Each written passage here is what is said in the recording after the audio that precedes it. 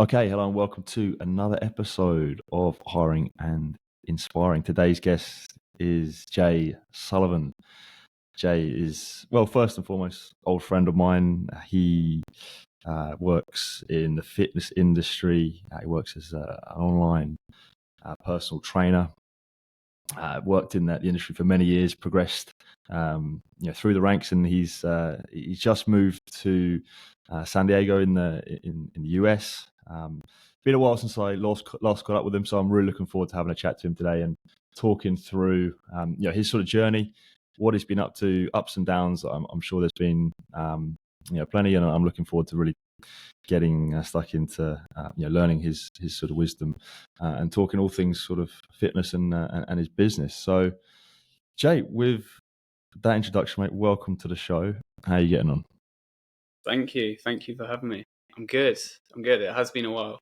It's been many years. It has, mate. It has. Yeah. Just as a little additional information, Jay and I met in the US. It must have been, I think, 8 years ago now. 2015, I think it was. Maybe 15, yeah. We worked together as younger blokes as camp counselors in at a kids' summer camp in the US, upstate New York, and yeah, we met and became friends that summer, and sort of stayed in touch ever since. So, but let's start with the present and the recent news. You've just moved from the UK. Your life in the UK. You've moved things to the US. You're living in San Diego now. Big move. Sounds really exciting. How's it all going there so far? Yeah, mate, very exciting. Been out here for a week now, so flew out on Wednesday last week. Settling in, jet lag's gone now, which is good. And yeah, just finding my feet. Just getting into a routine again. Obviously, after all the traveling, it's a bit sets you out a little bit, especially with the time difference and new environment and that. But yeah, it's good finding my feet. Like I said, discovering the city, wandering around. Obviously, I moved in with my girlfriend, so she's been kind enough to put me up, and it's a big step for the relationship as well. So it's all very new, all a lot of new experiences, but very exciting nonetheless. Yeah. So looking forward to the summer. Yeah, for sure. So what brought about the move? How come you sort of packed things up in the UK and moved over? So I was working back in London up until March, and ended up quitting my job in London as a personal trainer, working in corporate fitness, managing the gym, and basically my tenancy was finishing with my housemates. They both moved off with their girlfriends, so I didn't want to share a house anymore in London, and with how expensive the whole living was, just kind of come to that point where I was like, well, I need to either do something I don't want to do or I had to move back home, back to Devon with my parents, which was, it's a bit of a shot to the ego sometimes when you've moved out and had your own independence. But it was a necessary reset. And then obviously decided to start up my own business. I was sort of doing the online coaching alongside my old work, but it eventually got too much, like with managing the gym and personal training and that. So it kind of fell by the wayside. But obviously, once I knew I was leaving, I started picked it back up again. And obviously, then from March until now, just been working on that full time. Yeah. So you decided to kind of go all in on the online business. Yeah, mate. Yeah, all in. It's a big step. It's a funny story. Me and my girlfriend went to Joshua Tree out in the States in New Year's, and I had quite a big. It's an impactful experience. We were out there for a week, and Joshua Tree is very remote. It's in the desert. There's not much going on, so you have a lot of time to think to yourself. Done some like meditation, like sound meditation experience, and yeah, from there, obviously I still had my old job at that time, and it's just a very life-changing experience. And at that point, that was when I knew I wanted to do the online coaching, So obviously I was already aware that I was going to be leaving London at that point. So that sort of experience itself helped me make that decision, make me know that I was making the right choice. Yeah. So was it a case of like leaving what was maybe comfortable to you, managing the gym, doing that stuff, to go into something that you knew was going to be really hard, but ultimately, what was best for you? Yeah, 100%. Very comfortable. Sort of reached my limit as well, in terms of that. So I was working, I think I started that job in 2019. It was obviously COVID all happened. Touched base in the online stuff during COVID, but didn't have enough to do, like, live in London, support that, and quit my job then. So, like I said, went back to the gym when it opened again during COVID or after COVID. I was a personal trainer, then got a promotion up to the gym manager there. And then in corporate fitness, you kind of got two ways. That's sort of like your limit in terms of being on the gym floor and really being, say, in touch with the clients and the members of the gym. And then once you progress from there, you're sort of more into, say, like the business operations of stuff. So like client relations, like new gyms, like new contracts, that kind of thing. So, which is something that did sort of touch my interest a little bit, but I was waiting on someone to leave to take that step, and who knows how long that could have been. So yeah, but ultimately, like I said, I've always had that itch to do the online stuff. So it's what sat right with me. Yeah, mate. So talk to me about that online business then, the online personal trainer. If someone maybe is listening, didn't really know what an online personal trainer is, how can you explain it? Yeah, so I think go about it. I take it everyone knows what a personal trainer is, right? It's more so obviously all in person training, and it's kind of that set sort of like time period. So either like where I was, it's 45-minute sessions, usually like an hour up to an hour and a half, and that is sort of like your only touch point with the client, other than obviously organising your next sessions. So the difference with online, obviously it's all online. You don't, some people mix the two. I don't. So you still do the training aspect. So create training programs. Obviously starts off with a consultation, figure out their goals, what they want to achieve, make the program aligned to that. Nutrition then comes into play. Something that I found really lacked with personal training was the nutrition side of stuff. So help people with their nutrition, mindset as well. So I do like trainings with my clients. So it's literally not just giving them a program of nutrition, saying, here you go, like go and do it. Also have like some trainings, weekly trainings with them, whether that's again mindset, nutrition, or the actual training aspect of stuff as well. And then also, I mean, later down the line, where I want to go with it is just building up a community space as well. So, which I think is vital, especially in the online space. It's very easy to have sort of a disconnect. You don't see people as real people sometimes. So, building that sort of like community aspect to it as well. Yeah. So I guess the benefits to you is that you can do what you've just done, move to the other side of the world, and maintain your job, what you're doing. And in theory, your client base is now infinite, right? Because if you worked as a PT at a gym in your hometown, you sort of got a limited pool of people that you could be customers for. If you do online, say I could sign up. I live in Australia, you live in the US, but that doesn't really matter, right? I could.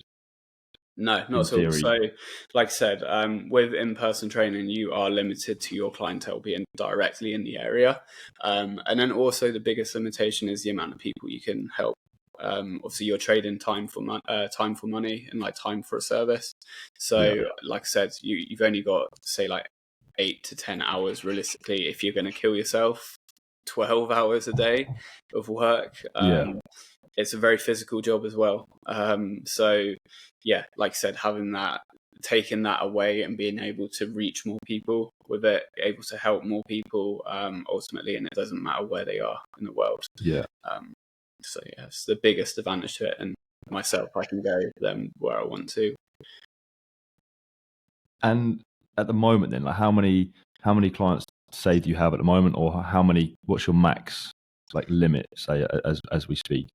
So at the moment, so still early. I'm up to I think 6 clients at the moment. So it's something that I say you kind of look at in terms of you grow with like where you're capable of. I'm part of a group of like coaches that they have like into the hundreds, and sort of you can the potential to reach your business almost as in like an online say like gym in a way. So you can have multiple coaches within your business structure, because I myself, like, once you get to that point, let's say, depends again how efficient you are with doing stuff, because you do have to do everything. You got to do your outreach to potential clients, like obviously still doing your programs, your nutrition and everything for your current clients, doing all of your social media stuff as well, creating your content. So all of that, obviously the more you do it, the more efficient you become at it, but then the more clients you get, the more time you're going to have to put towards them. So I'm yet to reach that threshold, but when it does come, I should think anywhere between 50 to 100 clients, I would say, like, you're kind of going to hit that limit to where you need to get extra help from somewhere else. Yeah, I can imagine it's been like quite a learning curve for you as well, because if you're just, if you're working as a PT in the gym, your skills are right. How can I be as good a PT as I can be, or whatever? How can I help this person as much? When you're doing your online business, doing the PT stuff, it's you're becoming right. How the content, the outreach, you're actually running a business as well. That's like the main piece, if that makes sense. It's a big switch, and especially for where I was. To be honest, like, it depends on what gym you work in. As a personal trainer, you can do commercial gyms. You can obviously be self-employed. You can be. I personally was employed by a company, and our PT clients had it free as a part of their employee benefits. So where I worked, it was within a law firm. So we ran their gym for them, and as part of their employee benefits, they got free PT sessions. So in turn, like, for me, all the clients were coming to me without really having to look for them in a way. So it's all completely new to me, having to actually, like you said, outreach to people, just communicate with people on a daily basis that you don't know, trying to build those sort of communications and relationships. What is your strategy to do that then? Like, how would you say get a new client, or how are you looking to grow the business? Absolutely. So it would be obviously the key thing. If you're not online, or if you are online and you're not posting, you're not online. No one knows you exist, even though you do. It's the reality. If you don't post, you don't exist online. So obviously you need to be posting, and then obviously with that you get interactions with your content. All right. So whether that's a like, whether that's a share, whether it's even some people might message you if your content hits home hard enough. And from there, then you're going to assess your leads. Obviously, people that follow you as well is another one. Send them a message then. So you're sending messages to people just to, start that rapport. Whether that's a like, just a simple, hey, thanks for engaging with my content, and then just go from there. Just so they know that you're seeing them supporting your content, and then eventually, once you get to they start liking it enough, you can maybe strike up a conversation, be like, oh, what did you take away from that content, or that post? And you'll get some people, you might put up sort of like a call to action, which is a bit more like out there, to the point, like you're looking for, say, like you've got 5 client slots remaining. Some people, like an Instagram poll is a great way. Just put up, if they say yes, interested, straight away, like that's a hot lead. You can sort of just go into messaging them, getting a consultation booked, and going from there. Yeah. So it all starts with the content you're putting out there, and then that builds the leads and the interest from there. But then it's interesting, you're not hitting them with a sales pitch straight away. You're trying to build a bit of a relationship, a bit of a rapport, starting a conversation, and then maybe down the track they become a client. Yeah, even so for myself, like when you post stuff, you'll get, again, like business mentors, like going straight out cold, getting you to like try and buy their program to help you scale your business. And it just doesn't work. Like, I don't even respond to those messages because I'm not interested in, like, you've done nothing to sort of like ask what my goals are, what I'm trying to do with my business, you know. So it goes the same for me of asking, you know, followers if they want the same thing. Just on the clients then that you're helping, do you have like not an ideal client, but like a typical client that maybe have a similar, like you help certain goals? I don't know, weight loss, muscle, whatever.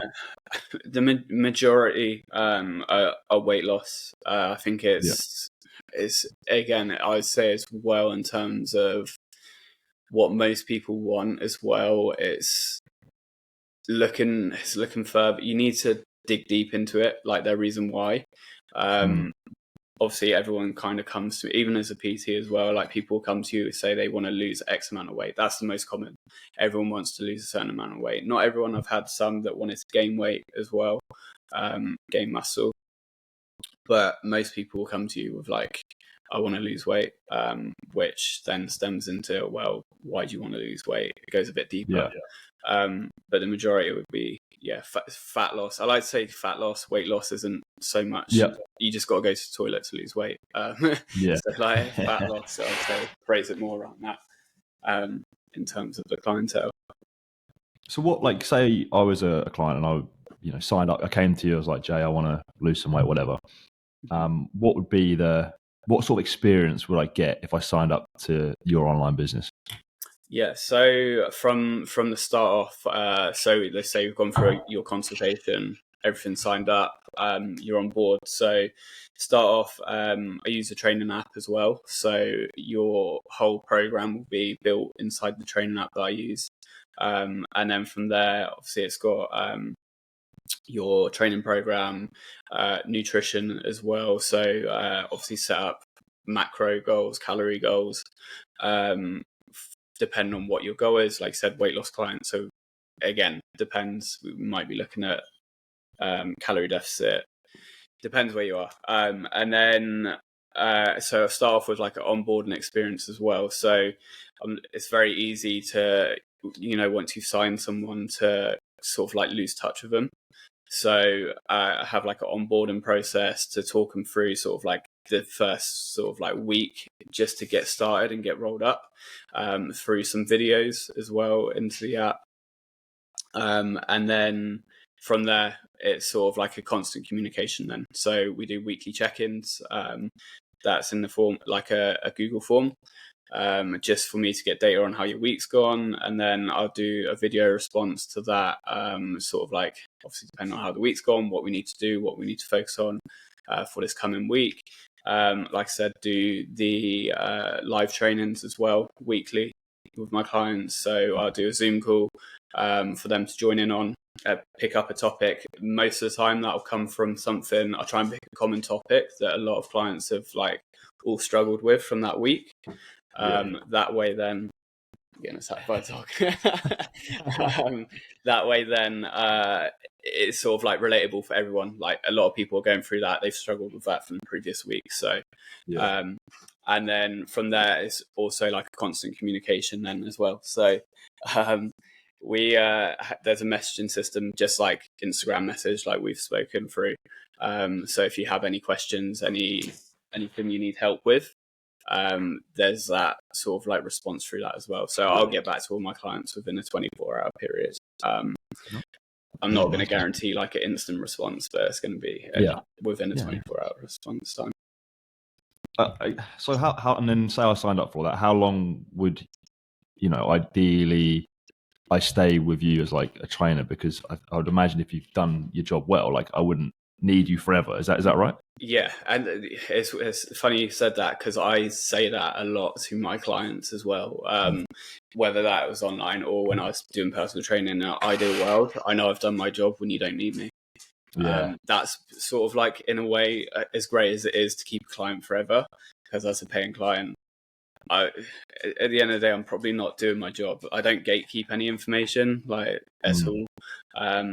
But so back to the question, no, I'd say start off with 6 months. It needs like that amount of time at least to sort of get you into whether are you training properly, how much help you need with your nutrition. And then also your mindset. A biggest thing, I think, for a lot of people is their mindset behind whether they can achieve their goals as well. And then from there, it's about getting you from point A to point B. So if that's a weight loss client or fat loss client, getting you to that shape that you're confident and comfortable in your body. But then also goals change over time as well. So it's about, again, getting you from point A to point B, but then also getting you to point C as well. So a lot of people, I think, will do some sort of crazy diet, get the result that they want, lose the weight, but then they don't know how to keep that because they've had some sort of like unsustainable way to get there. So it's about creating those sustainable lifelong habits that maybe you've invested in a coach for 6 to 12 months and now you're sorted for the rest of your life. Yeah. That's what those habits. That's what I always think about fitness. Like it's just being consistent is the main thing that gets you what hit you achieve your goals, right? So it's probably sounds like a lot of your coaching is around that mindset to get you consistent, whatever it is, with the nutrition, with the training, rather than tweaking their form on the bench press or whatever. I don't know. It all goes hand in hand. There's a thing that says like, oh, it's like 80% diet or 80% training, 20% diet, or whatever. You need to be 100% in on everything. Like at the end of the day, like if you're going doing good on your training but your diet's slacking, you're not going to get the results, and vice versa. And then obviously, your mindset plays into both parts. Whether do you believe you can achieve your goals that you're setting, your mindset behind your training and your mindset behind your nutrition. It all goes hand in hand, really. Yeah, I guess you find a lot of that out when you do that initial consultation. Like, someone comes to you and goes, "I want to lose weight." You've really got to understand the why behind that.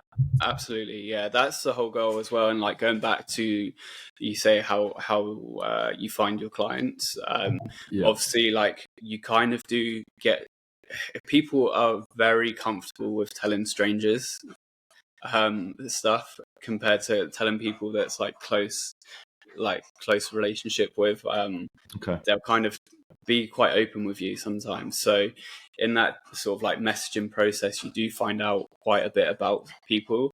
And then once you get into that sort of like sales consultation call, you kind of have a good amount of information to then just run through. And sometimes the calls don't last that long at all because you've kind of had that long in-depth chat already in person. And then the call is literally, do we vibe? Do you understand what the program's offering? And are we going to work together and get on well with each other? And from there, it's a tick. It's all good. So you don't just sort of take anyone by the sound of things. It's got to be a fit for both. No, I've had that approach before in the past. So like I said, when I was doing it before during COVID, and then also it does relate back to the personal training side of stuff as well. I've learned it through that as well. Yeah, it's great to have clients, but you want clients that are doing the work. And if it's a one-way sort of relationship, whether that's me giving you everything you need and I'm trying to get stuff out of you and you're not giving it back, it's very draining on you as a coach as well. So it works both ways. And I always say to every client that anyone that's on the call as well, whether they sign up or not, your experience with the coaching is what you want to get out of it. As well, I've had a coach in the past, and it's what you want to get out of that experience is what you'll get. If you don't do everything, if you don't ask your coach for everything you want help with, then you're just limiting what you're going to get back from it. Yeah, brilliant. Mate, so just going back to the business then, since you've gone sort of all in on it, so to speak, what has been the biggest challenge that you faced, do you think? There's a lot, man. But biggest, I think it's going back to that mindset, honestly. Just having those, because it does get lonely as well. you're by yourself. You know, I don't have any help with like my content, filming stuff.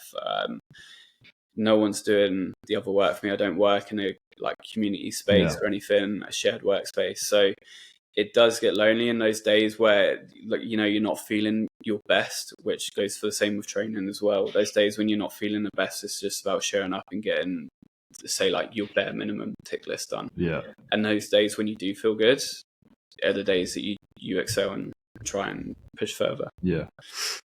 So it's that like just also you don't have a boss as well, right? So, you know, there's no one telling you to do that. Do it, right? If you don't do it, then it's just not going to grow. But yeah, self limitations, I guess, like that sort of like inner self critic and going into a new space.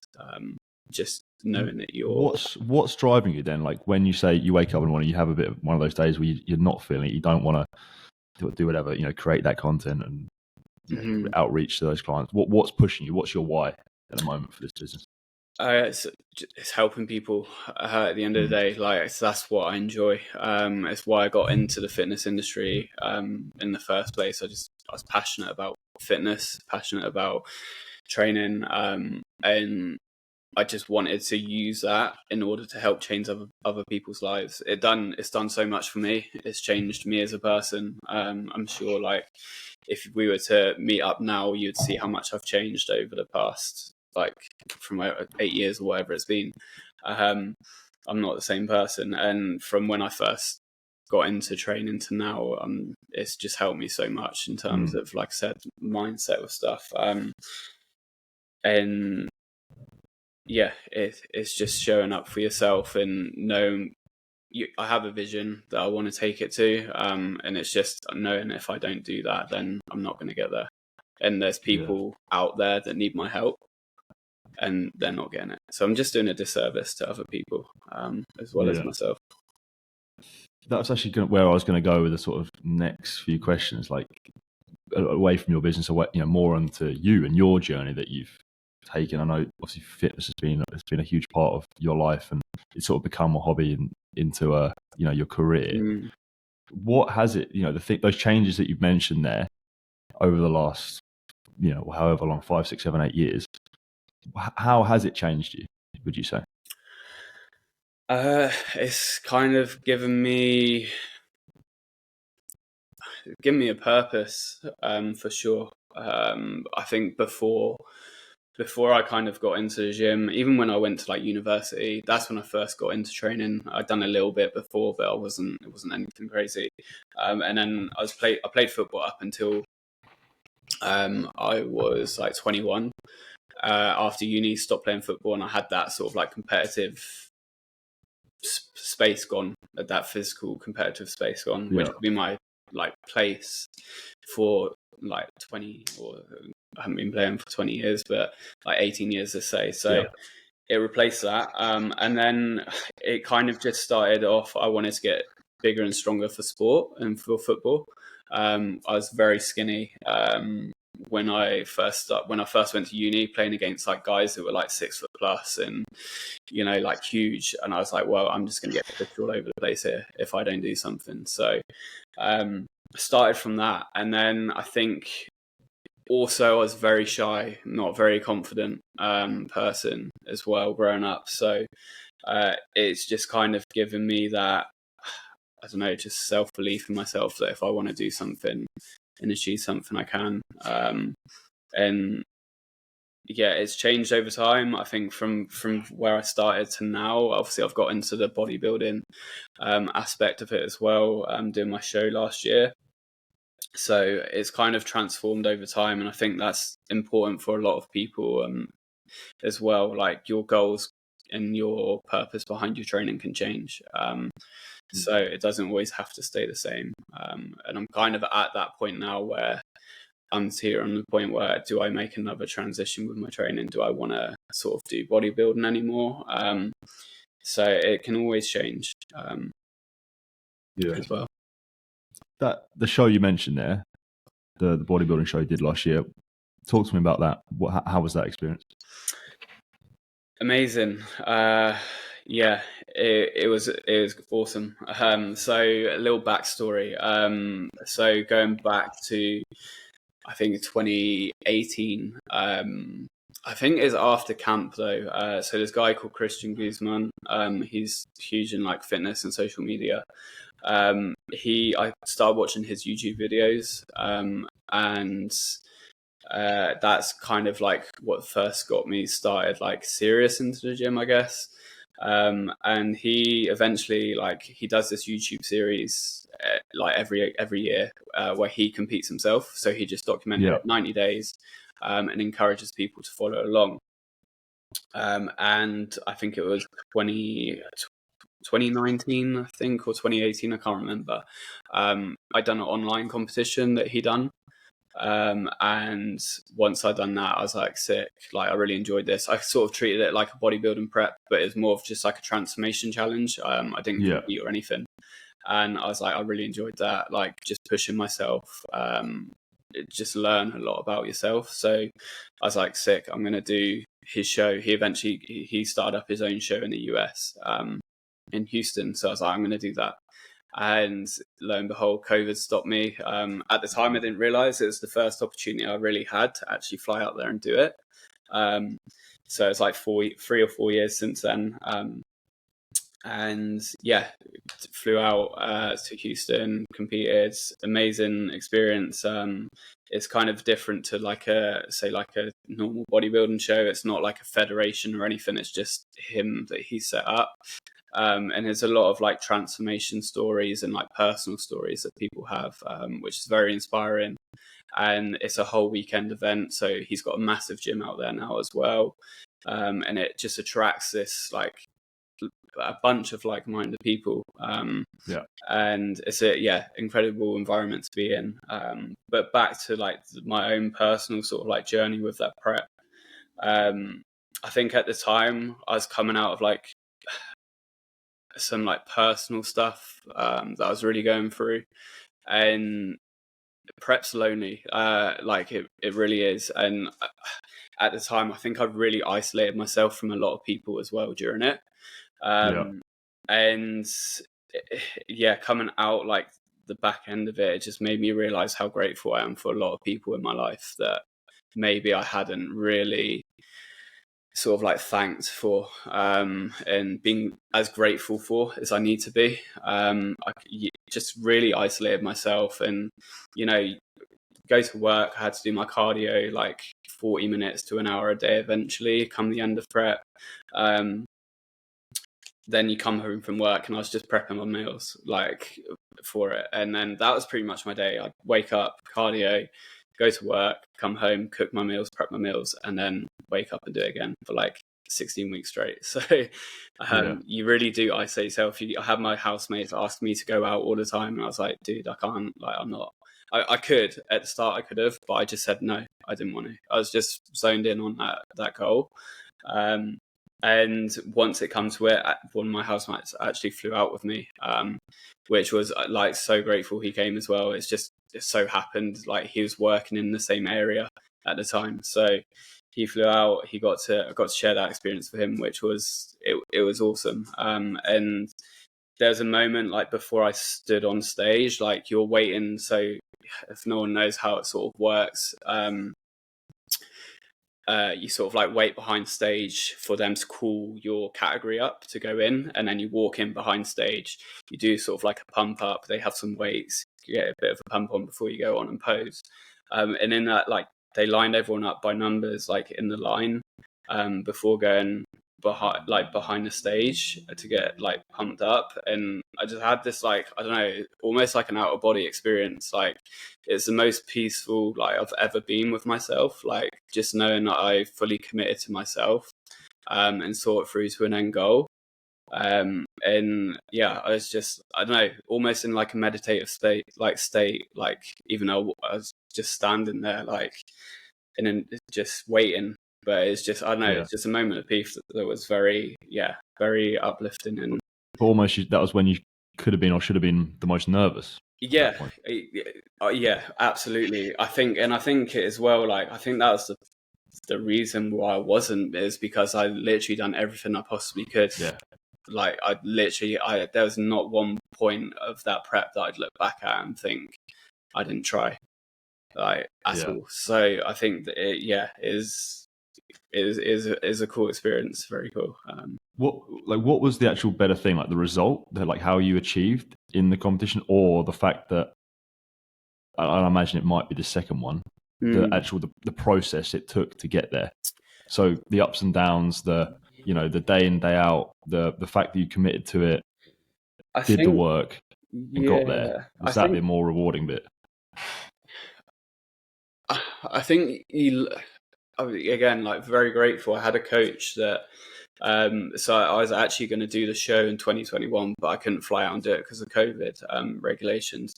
And I hired a coach for that prep then, and he helped me realize, like, to disassociate yourself with the end result.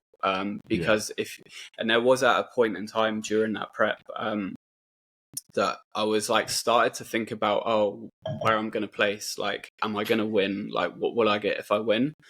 And when I started thinking about that, I sort of lost being present. I was like thinking too far ahead. I was like, and I had to reel myself back. And it's, I think once you learn to detach yourself from the end result, it just helps bring you to like a sort of present space. And you kind of learn, okay, I can only affect what I can do today that's going to affect the end result later down the line. So it's definitely the experience of doing it itself. I learned that lesson a few years ago, like different context, more my work and business. Like I had a target, like a revenue number to hit for the year, and I was like, I'm gonna smash this target. And all year I was just like, I'm gonna hit that number. That's my number. I was just working towards it.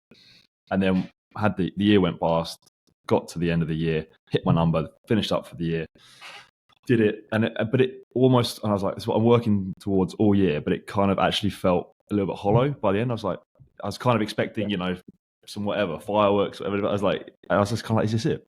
And then it was like, that wasn't actually the goal. The goal, like, I had a great year. I really enjoyed. If I look back on the year, I really enjoyed the ups and downs, the ride it took to get there. That was the actual goal. Like, the process was the goal, not the actual goal. Does that make sense? Like, do you know what I mean by that? 100%. I think you have to reflect. Like you said, you had that moment where you look back on that year and you said it was an amazing year. And without that moment of reflection, you're still sort of left in that hollow space of, okay, that's it. And it's what I done as well. Like, I kind of, I don't know, once I completed the prep, I had like people obviously saying like, oh, well done, like, congratulations, like, you've done amazing. And I was just kind of shrugged it off, and I was just like, it's just like, I don't know. I set my mind to it and I'm going to do it, but I just didn't really see it as much of an achievement with myself. But only until I because I documented a lot of it. So I started going back through my phone and looking at like the process of it and how much my body changed, and like looking back to maybe where I first started on my fitness journey to that point there, and seeing how much like I've changed, obviously, in my appearance and then as a person. And then it wasn't until that point I was like, okay, that's the point. Like you said, it's the process. That's the sort of the achievement. This might be a difficult question to answer, I appreciate, but like that prep, the sacrifices you made by the sound of it, missing on, socializing, going out, doing, some early morning cardio, the kind of sacrifices you made, was it all worth it, you think? Yeah, and 100%. Like the experience that, like I said, that experience was amazing. It's something that I sort of, I guess, looking back, like when I would have been 21, 22, just seeing, like, I think I've like helped fulfill him, like an old me in a way, through it, and especially doing the competition that I done. Like, that was specifically, I wanted to just do that one competition for my first show, and it's not really, everyone's like, a lot of people do say that about prep, like how much you have to sacrifice, but ultimately it's your choice. It's not really a sacrifice. Like, that's how I see it personally. I chose to do it.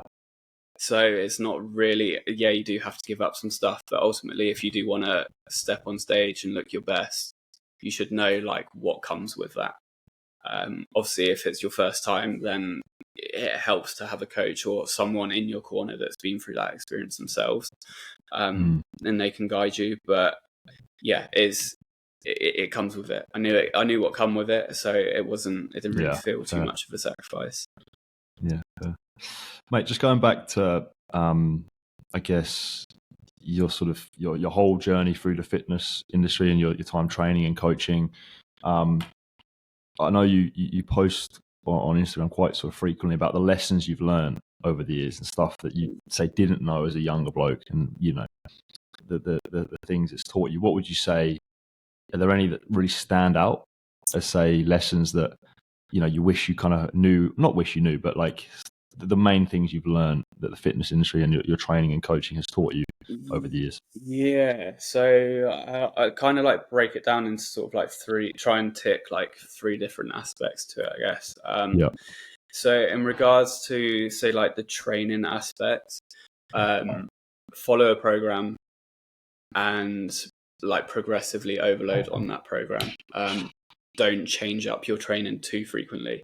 I think like trained the same workouts. Yeah, it does get a bit boring in a way, but done the same exercises and workouts for almost like 6 to 8 months straight. Because I was always pushing myself harder on those workouts, and that builds progression over time. If you're changing stuff all the time, it's hard to progress, and it's hard to measure that progress as well. So that'd be number one. The second one would be to meet people where they're at. So anyone is kind of goes as like a manager as well. I think I learned, and especially as a coach and a personal trainer, you can sort of like have your own expectations of someone and what they can achieve. And that's your job, I guess, as a manager or a coach, is to help them meet that. And you see that potential in someone, but then also they need to see it themselves. And again, there might be a bit of a bridge and a gap into those expectations from you and that client and themselves. So that's a big one that I've had to come to terms with and learn. And then the final one would be just failure leads to success if you're going to learn from it. Like, fail, it's good. I was so scared to fail to begin with. And especially in the gym, I think that's the number one thing I've taken from my like fitness journey is failure's fine. You learn from it and it leads to success later down the line. Yeah. I always say that, and this is again back to my line of work, but like just anyone who starts with my team or my business, I just say the best advice I give them is fail and fail fast. Like, just make the mistakes as quick as you can. Yeah. Like, just throw yourself into it rather than, fluffing around, rather than actually, do the work and make the mistakes, because that's the quickest way to learn. Exactly. And I guess that's anything, in the gym, your coaching business, whatever, you can apply it to most things. 100%. Yeah. And you might just have this idea and you never try it, and then you don't know if it's going to work or not. And you're just going to sit there and wonder, like, do it, fail. Nothing worse than that, I'd say. 100%. Like wishing you had given it a shot. Like, 100%. Yeah, it's not a dress rehearsal. This life, you got to go for it. I think. You let you go. Yeah, for sure. I was going to ask, mate, about like so you work. Fitness is your hobby. You enjoy it as like a something you do for fun, but you also work in it. Mm-hmm. How have you found that over the years? Because something I always think about, like, I love training the gym, but I wouldn't want to personally, just me, I wouldn't want to work it. I like having it separate as my hobby. Yeah. Is that something you've had to deal with, I guess, over the years? Yeah, 100%. I would say maybe not so much like since doing like the online stuff, because it is my job. Like, if I don't work out, that's like my content. Like, in a way, me going to the gym on a daily basis is like 5 days a week, whatever it is. Like, I need that to go and film and record stuff to post. Yeah. But in terms of when I was definitely a personal trainer, I've burnt out 100%. And I think you just need some sort of balance away from it. You need stuff like I said, I love training. Like, it's given me so much, but it's not the only thing I do. And I think as a personal trainer, I think that's a bit of a stigma, or like someone that's into fitness quite a lot and does it for work. A lot of people kind of stigmatize it and kind of think that's the only thing that's like your interest. You just got to have interest away from it as well, like you do with work. Yeah, I'm sure there's other stuff you like to do outside of work. It's the same for me. Yeah, it's just not having that sort of one identity. Then it just becomes all consuming, I can imagine. Yeah, it becomes too much and you just burn out. Mate, we've talked about what you're doing at the moment. We've talked about your sort of your background, your journey to get to where you are today. What about the future? I know not easy to answer. We don't have a crystal ball, but what are your what can I expect from you next maybe few years? Years. That's a big I don't know, or whatever. Honestly, man, I have like in a way, I kind of want to gatekeep because I don't want to like tell my goals as such, because I think you do get some sort of endorphin from just sharing your goals and fair. Sort of like self accomplishment. But in short, growing the business, like I said, helping change more people's lives. That's the ultimate goal. And where that leads me, who knows?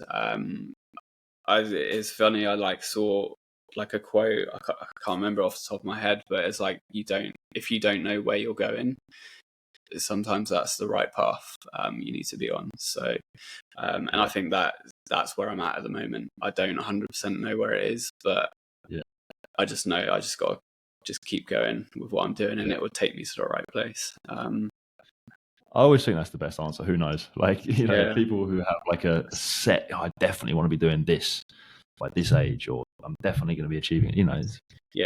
Great. But like, you gotta, you don't know, basically. No one really knows. I mean, like I said, I have ideas, and like that can take me. I think definitely travel. I would say that's one thing. It's one of the reasons why I chose to do this. It would be to travel with my work. So, being able to travel and do stuff with my job in other countries would be awesome. Maybe we'll see you down under. Who knows, mate? Who knows? My girlfriend said that she's going to be out in Australia next year, so maybe we'll have to meet up then. 100%, definitely. I got one more question to ask you, and it's about how we originally met and when and where we originally met. Yep. Talked about it at the start. We met in the US, working a summer camp, a kid's summer camp, 8 years ago now. I can't believe it's been 8 years. How do you because obviously I knew we were talking today. I was thinking about it a little bit earlier. How do you reflect on that summer? What summer? Oh mate, it's amazing. I think you only done it the one summer, didn't you? Yeah, just one and done. So I went back. I honestly, I went back like a couple years after, and I think, I don't know whether it's just because I had no expectations when I went out.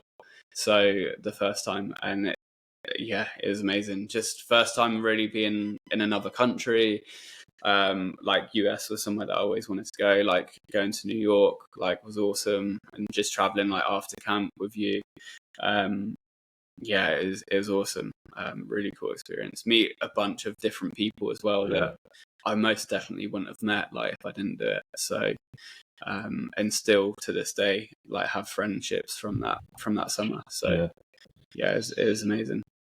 Yeah, it's just I look back with so much I don't know, nostalgia now. You didn't at the time. You don't wish you sort of appreciated it more. Yeah, we were 21 years old, 22, living with just no cares in the world, just having so much fun. I look back, I just think like that. I think we made the most of it though. For sure. I don't look back at that summer and think, oh, I wish I'd done what, even looking back whilst we were out there, I don't think there's something that I would change from that summer. It was sick. Just made the most of it. Yeah, 100%, mate. Well, mate, thank you so much for coming on the show and talking all through your journey and your your experience and your business and your wisdom, mate. I really enjoyed that. I learned a lot from that. So, Jay Sullivan, check him out. He's doing some great stuff. Check out his business. Check out his online accounts if you want to, I guess, follow more. Mate, thank you very much. Appreciate it, mate. Thank you for having me. Thank you for your time.